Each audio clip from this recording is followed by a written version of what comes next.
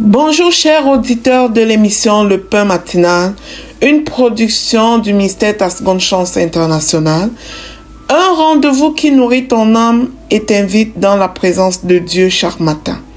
Cette émission comprend deux moments forts. L'exhortation présentée par Dr Dorian pour fortifier ta foi et la parole en mission ou bien les promesses de Dieu proclamées pour libérer ta victoire. Lorsque tu arriveras dans cette deuxième rubrique de la parole envoyée en mission, je te prie de délier ta langue, de proclamer avec foi pour libérer ta victoire. Alors, bien-aimé, installe-toi, reste jusqu'à la fin, car chaque parole est une semence de vie pour ta journée.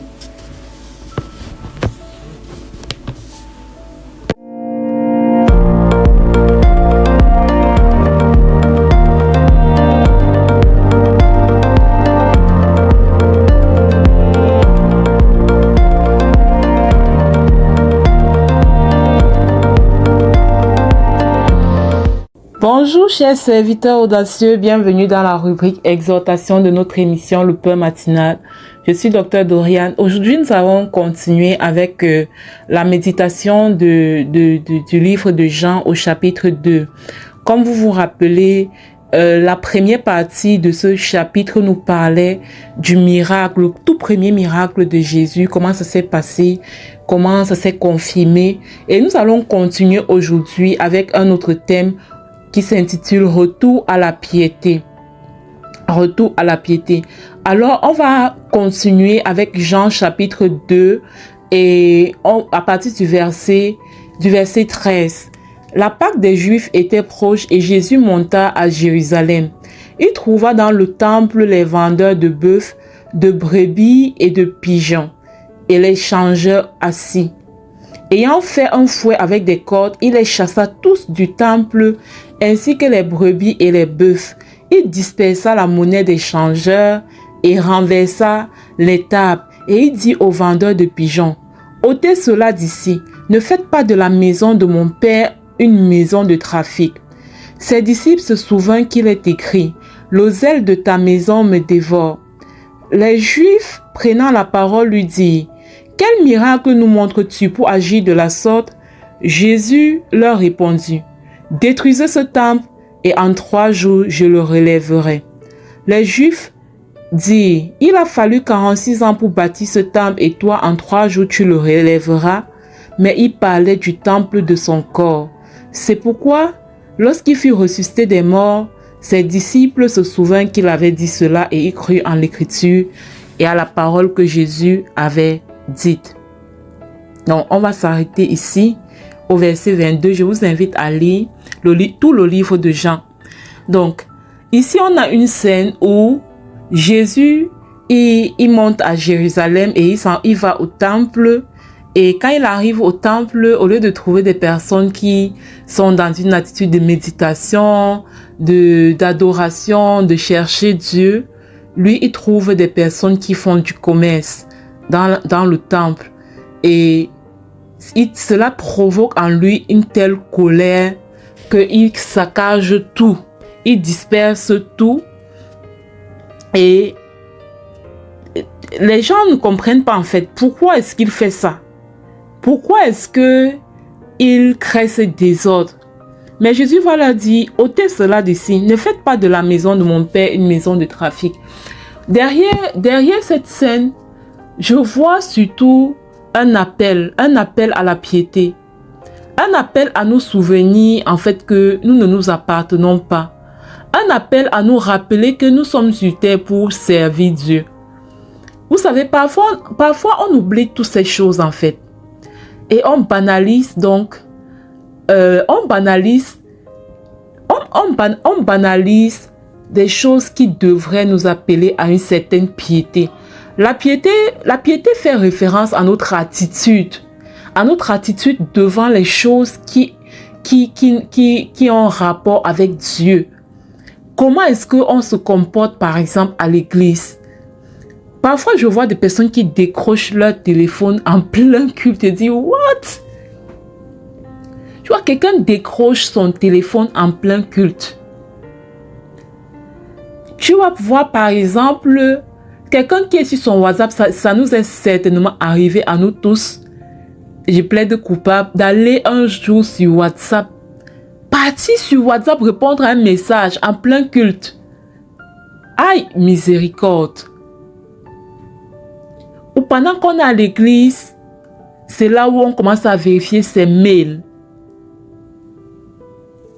Et je me souviens un jour, la coach Matt Karine, elle avait parlé de quelque chose et elle a abordé ce sujet de la piété en fait. Et elle disait que quand tu comprends qui est Dieu, même ta Bible à la maison, tu ne prends pas des objets pour déposer sur ta Bible. Parce que parfois on prend des choses, on couvre. Tu fais attention même à comment tu tiens cette Bible-là en fait. Tu fais attention à comment tu tiens parce que il y a cette piété, il y a cette crainte. La piété a un rapport avec la crainte de Dieu. La piété a un rapport avec la révérence qu'on peut avoir dans la présence de Dieu. Et elle disait que en fonction du degré de révélation que tu vas vivre avec Dieu, il y aura une attitude de piété. Et c'est pourquoi Jésus s'est mis en colère en fait. Parce qu'il n'a pas retrouvé cette piété. La maison de Dieu est devenue un lieu de commerce. Il n'a pas retrouvé cette crainte, cette révérence. Et cela l'a tellement offensé. Bon, quand je dis offensé, il n'a pas aimé, il n'a pas apprécié en fait. Donc pour moi, ce message me parle aussi. Il me parle beaucoup. Dans la mesure, il me fait comprendre que je ne dois pas laisser la familiarité tuer mon attitude de piété devant Dieu. Mon attitude quand je suis à l'église. Et pendant que je méditais beaucoup sur cette portion, pendant que je méditais sur ça, il y a de cela quelques jours, le Saint-Esprit m'a fait réaliser que même quand, miséricorde, que même quand nous avons les enseignements dans le ministère en ligne, nous devons avoir une attitude de piété. Qu'est-ce qu'on fait souvent? Venez et plaidons coupables ensemble pour obtenir la miséricorde du Seigneur. Qu'est-ce qu'on fait souvent? Pendant qu'on écoute le message, on est en train de poncer les assiettes, on est en train de poncer les marmites, on est en train de balayer le sol, on est en train de faire un tas d'autres choses. Et le Saint-Esprit pouvait attirer mon attention là-dessus en fait. Que lorsque nous sommes en train d'écouter un message, la parole de Dieu, et que en même temps nous sommes en train de vaquer à d'autres occupations, nous ne sommes pas différents de ces commerçants. Oh Saint-Esprit, merci pour ta présence. Nous ne sommes pas différents en fait de ces commerçants-là en fait que Jésus a chassés du temple. Donc il nous invite à une certaine révérence, à une certaine posture, à une certaine piété quand il s'agit des choses de Dieu. Donc, c'est un appel pour nous, particulièrement qui sommes dans le ministère. Pourquoi? Parce que, voilà, jusqu'ici, pratiquement tous nos enseignements sont en ligne. Tout ce que nous faisons, c'est en ligne. Donc, c'est un appel pour chacun d'entre nous à revoir notre posture et à développer cette attitude de piété. Et je peux réaliser que si on s'amuse, on peut passer mois après mois et passer à côté de la bénédiction en fait. Parce que c'est quand tu es dans cette attitude de piété, tu es concentré, tu as ton stylo à main, tu es en train de suivre l'enseignement. Quand je vais à l'église, je fais ça. J'ai mon stylo où j'écris dans mon téléphone.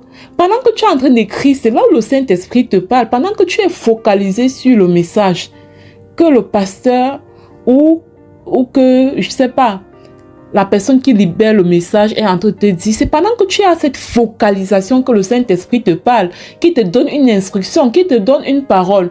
Maintenant que parfois nous sommes occupés en même temps à manipuler le téléphone sur WhatsApp, en même temps à balayer le sol quand c'est en ligne, à quel moment est-ce qu'on donne le temps au Saint-Esprit pour nous parler?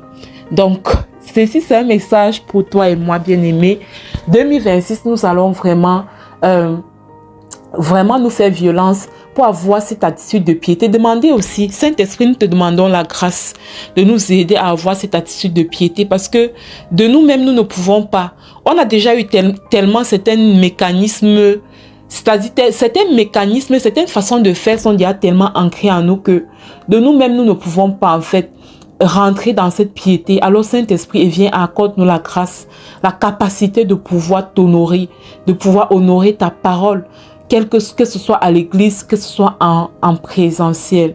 Au nom de Jésus. Amen.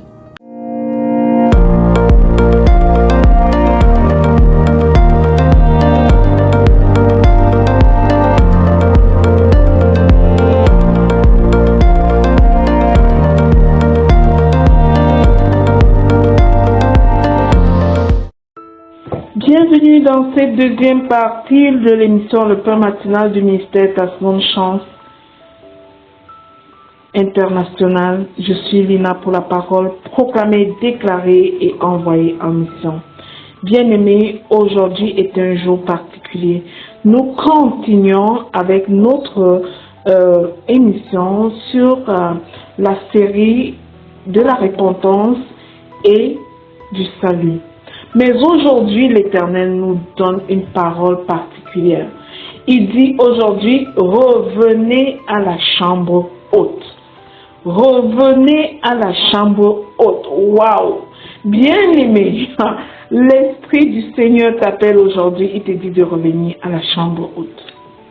De revenir au lieu de l'intimité, de la prière, de l'attente et de la dépendance totale à Dieu. C'est dans la chambre haute que les cœurs ont été préparés, que les vies ont été purifiées et que la puissance d'en haut a été déversée sur les disciples. Bien-aimé, fuis toute impureté, car elle affaiblit ta communion et étouffe la voix de Dieu, étouffe ta capacité à bénéficier de tout ce qui se passe à la chambre haute.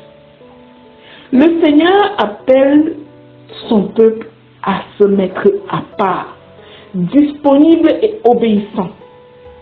Je disais à une certaine époque aux gens, s'il fallait qu'on me donne un deuxième prénom, j'aimerais qu'on m'appelle obéissance. Parce que je veux obéir à Dieu. Je veux faire la volonté de Dieu. S'il y a un de mes sujets de prière qui me tient tellement à cœur, et je veux que cela soit ton partage, c'est de dire à Dieu, c'est de dire au Saint-Esprit, Saint-Esprit, ne me prive jamais de l'instruction de Dieu. Ne me prive jamais de la direction que Dieu demande. Parce que je veux obéir. Et je sais que sans instruction, sans direction, je peux tomber. Alors Saint-Esprit, j'ai besoin que tu me révèles toujours la direction, que tu me révèles toujours l'instruction. Que ceci soit ton partage, bien-aimé. C'est ma plus grande prière que je fais à Dieu. Alors, aujourd'hui, ne résiste pas à cet appel de l'Éternel qui te dit de revenir à la chambre haute. Laisse tout ce qui te souille, reviens dans sa présence et réponds pleinement à son appel. Là où il y a consécration, Dieu se manifeste avec puissance. Alors, bien-aimé, tu dois déclarer avec moi. Viens, on va proclamer et déclarer. Jusqu'à ce que cette soif de la chambre haute devienne brûlante en chacun de nous. Je proclame et je déclare que je reviens à la chambre haute au nom puissant de Jésus-Christ. Je choisis l'intimité avec Dieu. Par conséquent, je fuis toute impureté. Je fuis tout compromis dans le puissant nom du Seigneur Jésus-Christ. Je proclame et je déclare que mon cœur est consacré entièrement au Seigneur Jésus. Je me tiens dans la prière et j'attends mon Dieu avec patience au nom de Jésus. Je déclare que je réponds pleinement à l'appel de Dieu sur ma vie au nom de Jésus. je déclare que mon esprit, mon âme, mon corps appartiennent à Dieu. Je suis toute entière à Dieu au nom de Jésus. Je déclare la sainteté divine sur ma vie. Je reçois la puissance d'en haut sur ma vie au nom puissant de Jésus-Christ. Je proclame et je déclare que je marche dans l'obéissance et la vérité de Dieu au nom de Jésus. Je déclare que ma vie est disponible pour la gloire de Dieu au nom puissant et glorieux de Jésus-Christ. J'annonce à la terre, à la mer, au ciel, à toute l'œuvre de la création, que je réponds à l'appel de Dieu aujourd'hui au nom puissant de Jésus-Christ. Je scelle et sécurise ces proclamations dans le précieux sang de notre Seigneur Jésus-Christ. Je déclare qu'elles sont oui et amen dans chacune de nos vies. Au nom de Jésus, amen, amen, amen. Bien-aimé, si tu es béni par cette émission, le pain matinal du ministère Ta Seconde Chance, et par cette série précisément sur la repentance et le salut, je te demande de rendre grâce au Seigneur et surtout de partager cette série sur la repentance et le salut à tous les bien-aimés qui sont en captivité entre les mains de l'ennemi. Bien-aimés, surtout, télécharge l'application Le Pain Matinal sur Play Store et demande à plusieurs autour de toi de télécharger cette application afin qu'ensemble, nous puissions véritablement revenir à la chambre haute comme demande notre Dieu. Prendre notre temps chaque jour pour nous connecter à cette émission, écouter les exhortations, déclarer les promesses de Dieu sur notre vie, c'est revenir à la chambre haute.